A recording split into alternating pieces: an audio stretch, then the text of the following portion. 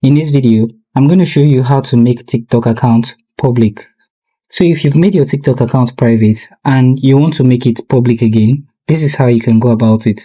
First thing you want to do is open TikTok. Once open, you want to tap on your profile at the bottom right corner of your screen. This will take you to your TikTok profile. On your TikTok profile, you want to tap on the three horizontal line at the top right corner of your screen. This should bring out a pop-up. Here you want to tap on Settings and Privacy. On the Settings and Privacy page, you want to tap on Privacy. Under Privacy, you're going to see Private Account. To make your TikTok account public again, what you want to do is toggle off on this, and the implication of this is that anyone will be able to follow you and view your public posts. Anyone can duet your videos except for videos you don't allow. Anyone can stitch with your videos except videos you don't allow. And anyone can download your videos.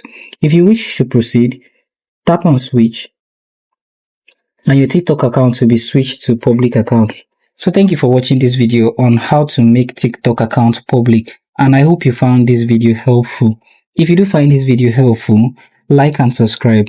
Also, if you do have any questions, please leave a comment in the comment section. I hope to see you guys in my next video.